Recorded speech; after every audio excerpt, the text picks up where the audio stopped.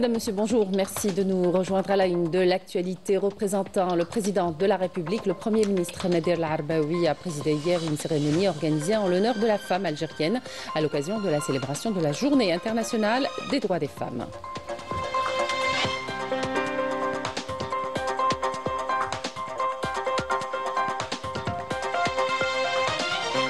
Le général d'armée Saïd Chengriham, ministre délégué auprès du ministre de la Défense nationale, chef d'état-major de l'ANPA, a présidé hier au Cercle national de l'armée une cérémonie d'iftar en l'honneur des personnels féminins, militaires et civils du ministère de la Défense nationale ainsi que le cadre féminin relevant des corps constitués.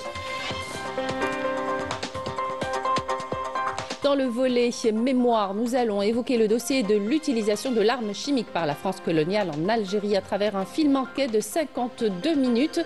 Algérie, section armes spéciales, révèle comment les responsables de l'époque ont ordonné, testé puis utilisé à grande échelle des gaz toxiques en Algérie. Le régime du Marzen poursuit son escalade répressive contre les opposants et les défenseurs des droits humains dans le but de museler les voix du peuple marocain.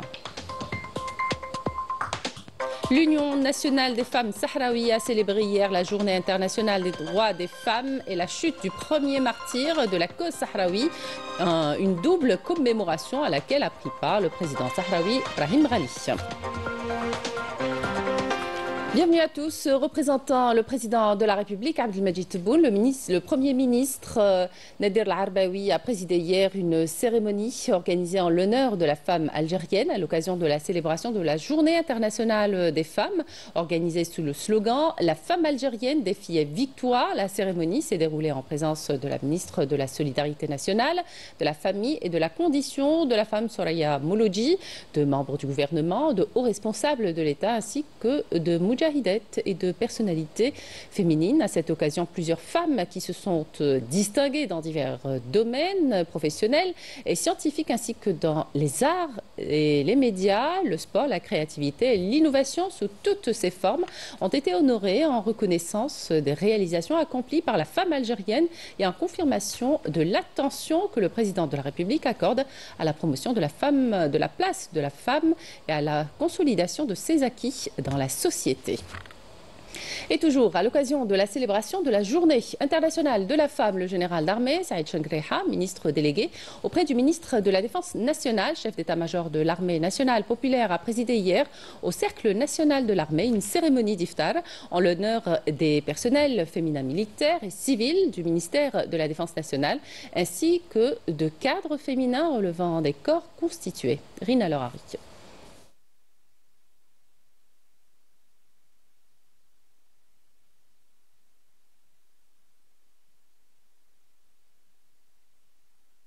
Ont pris part à cette cérémonie le secrétaire général du ministère de la Défense nationale, les commandants de force, de la gendarmerie nationale et de la garde républicaine, le commandant de la première région militaire, les chefs des départements, le contrôleur général de l'armée, les directeurs et chefs des services centraux du ministère de la Défense nationale et de l'état-major de l'armée nationale populaire. À cette occasion, le général d'armée a adressé une allocution dans laquelle il a mis en avant la contribution apportée par la femme algérienne dans le cadre du projet d'édification de l'Algérie nouvelle. وها هي المرأة الجزائرية اليوم تواصل المسيرة في إطار مشروع بناء الجزائر الجديدة والمنتصرة. Voilà qu'aujourd'hui, la femme algérienne poursuit son parcours dans le cadre du projet d'édification de l'Algérie nouvelle et victorieuse, initié et conduit par M.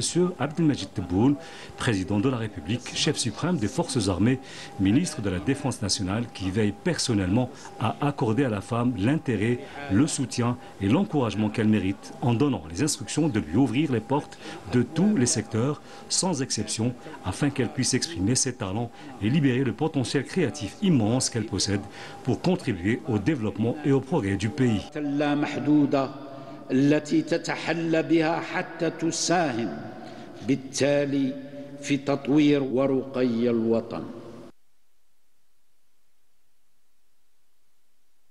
Le général d'armée a souligné que le haut commandement veille à la promotion du rôle de la femme au sein de l'appareil de défense du pays, en vue d'atteindre les objectifs escomptés dans le cadre de l'Algérie nouvelle et triomphante. وعلى نفس النهج وعملا بتوجيهات السيد رئيس الجمهورية تسهر القيادة العليا للجيش الوطني الشعبي. C'est dans cette même perspective que l'armée nationale populaire veille, conformément aux orientations de Monsieur le Président de la République, à promouvoir le rôle de la femme au sein de l'appareil de défense de notre pays, en encourageant son intégration dans les rangs de l'ANP, son insertion dans toutes les spécialités sans exception, ainsi que son accession méritée aux postes et fonctions supérieures. C'est ainsi que l'opportunité est offerte à la femme pour s'affirmer et contribuer au même pied d'égalité que son collègue masculin à la réalisation des objectifs escomptés dans le cadre de l'Algérie nouvelle et victorieuse. مع زميلها الرجل في تحقيق الأهداف المسطرة والغايات المنشودة في إطار الجزائر الجديدة والمنتصرة. السيدة اللواء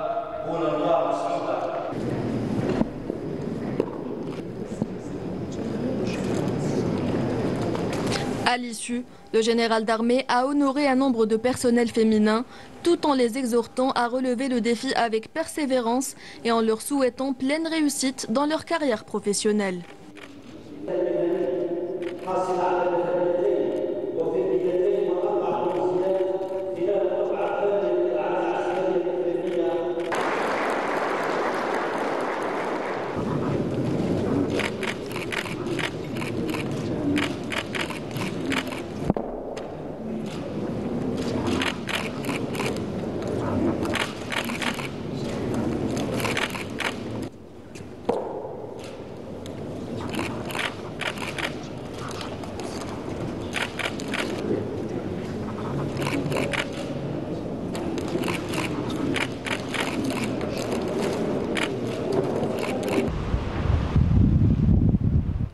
L'actualité nationale marquée ce dimanche par les élections pour le renouvellement par moitié des membres du Conseil de la Nation. L'opération a débuté à 8 h du matin pour prendre fin à 17 h au niveau des assemblées populaires de wilaya à travers le pays. L'autorité nationale indépendante des élections informe l'ensemble des électeurs concernés que le vote est obligatoire sauf en cas de force majeure. L'ANI appelle également au respect de l'éthique et de la déontologie des pratiques politiques par souci de concrétiser la crédibilité, la régularité et la transparence de l'échéance qui représente une nouvelle halte qui vient consacrer davantage la pratique démocratique en Algérie et renforcer la crédibilité des institutions de l'État.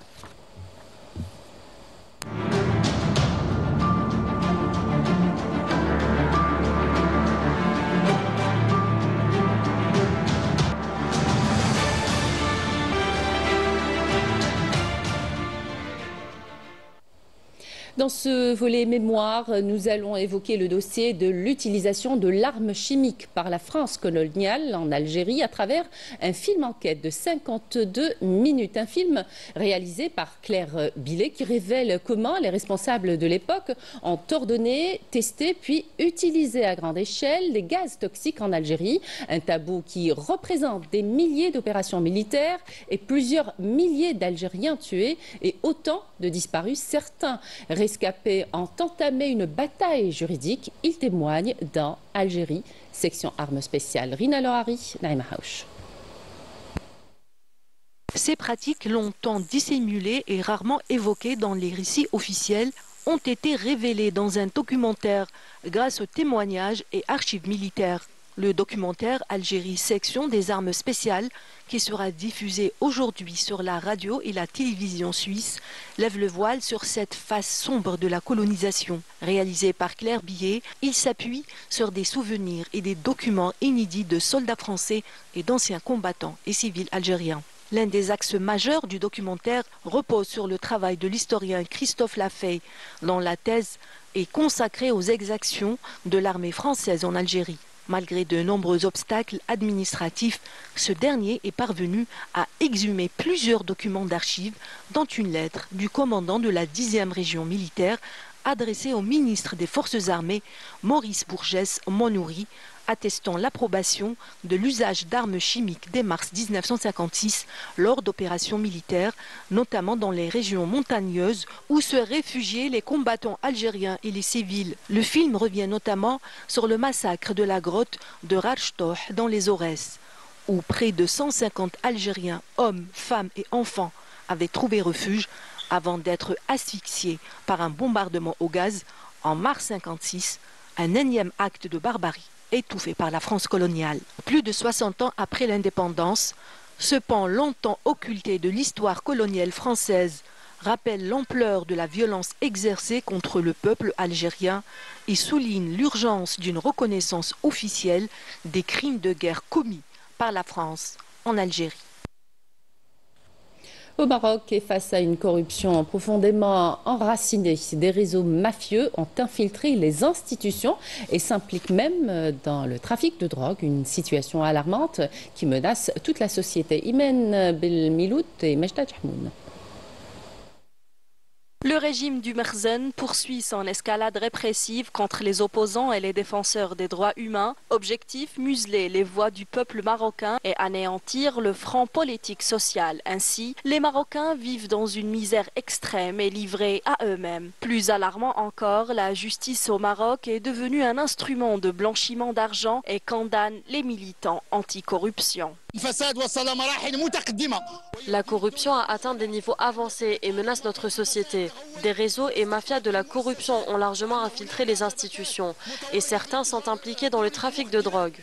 Dénoncer la corruption au Maroc est devenu presque un crime. Le propriétaire d'une chaîne qui avait publié des dossiers sur le fléau de la corruption au cœur du Merzen a vu sa fille de 13 ans se faire arrêter sous ses yeux. Une façon de lui faire comprendre que l'appareil répressif marocain peut atteindre même les enfants. Cette répression frappe toutes les voix dissidentes dans un pays où les droits les plus élémentaires ont disparu. Même ceux qui défendent les victimes du séisme d'El Haouz se retrouvent derrière les barreaux. Une politique arbitraire dénoncée par plus de 25 organisations de défense des droits humains et instances politiques maghrébines et européennes. Elle condamne l'intensification de la répression et l'instrumentalisation de la justice pour museler les voix libres appelant à la libération des prisonniers politiques et des militants des droits de l'homme. Ces organisations réaffirment leur détermination à poursuivre la lutte pour la liberté jusqu'à l'instauration d'un État assurant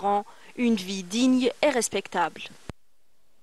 Au siège de l'Union des femmes sahraouies, les célébrations du 8 mars ont mis en avant la lutte et la résilience des femmes sahraouies en présence du président Ibrahim Ghali et de nombreux soutiens étrangers. L'événement marquant aussi la mémoire du premier martyr de la cause sahraoui a été l'occasion d'annoncer le lancement de la 6e mobilisation de la marche mondiale des femmes depuis le Sahara occidental en signe de solidarité avec leur combat pour la justice et l'autodétermination. L'Union nationale des femmes sahraouies a célébré hier la journée internationale des droits des femmes et la chute du premier martyr de la cause sahraoui.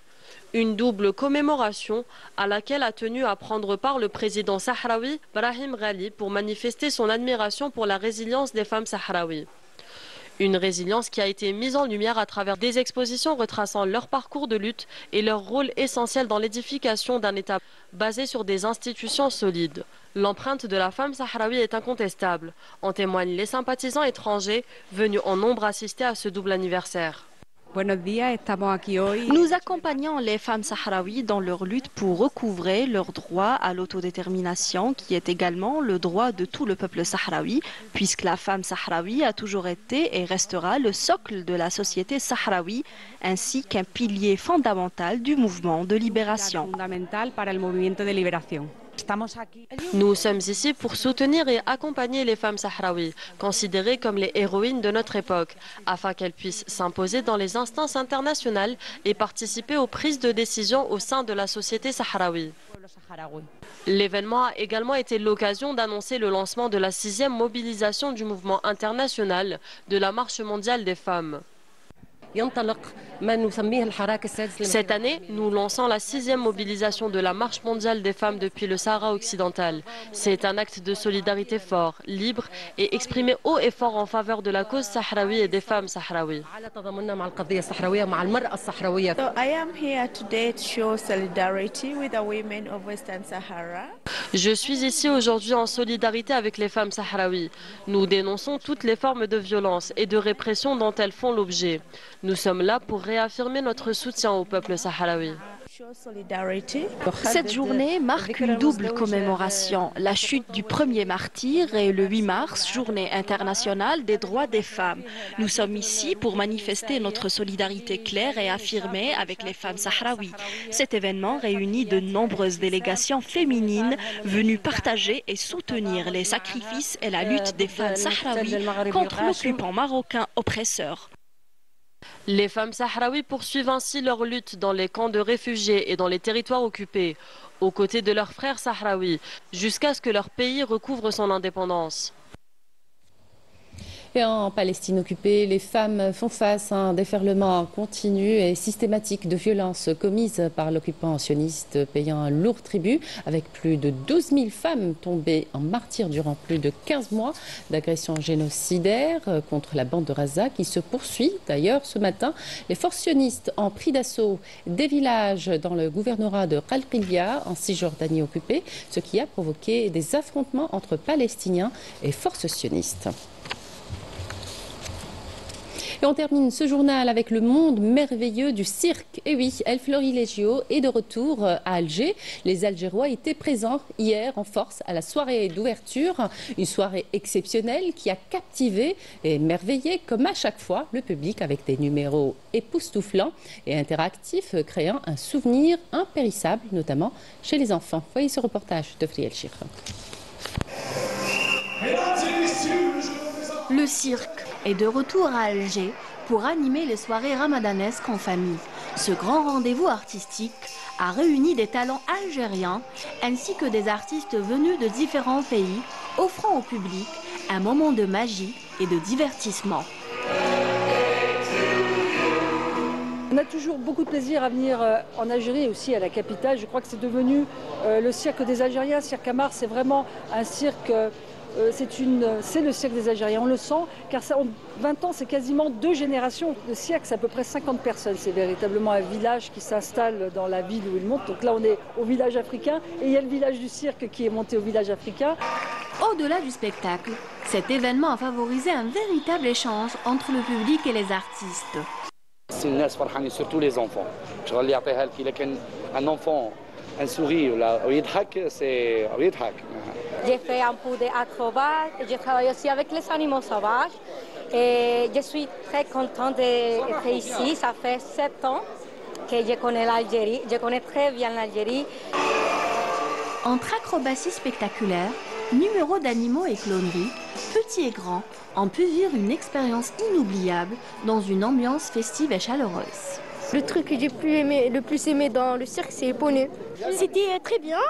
Mon moment préféré, c'était quand il y avait les motos comme ça, il faisait blam, blam, blam. Voilà, c'était bien. Et aussi, je m'appelle Zaki, voilà. Moi j'ai aimé, c'était très bien. Mon moment préféré, c'est quand il y avait le tigre. Il était beau et voilà, moi je m'appelle Riyad. J'ai très bien aimé. Il y a une très bonne ambiance. Les spectacles sont vraiment magnifiques. La prochaine fois, je vais revenir. C'est vraiment un moment incroyable. Le rideau est tombé. Les rires et les applaudissements se sont effacés dans la nuit. Sous ce chapiteau désormais silencieux, les artistes se reposent. Mais demain, la magie renaîtra. Chaque soir, un nouveau spectacle, un nouveau rêve à partager. Le cirque est une promesse qui ne s'éteint jamais. Voilà qui termine cette édition. Merci de votre attention et excellente suite des programmes sur Canal Algérie.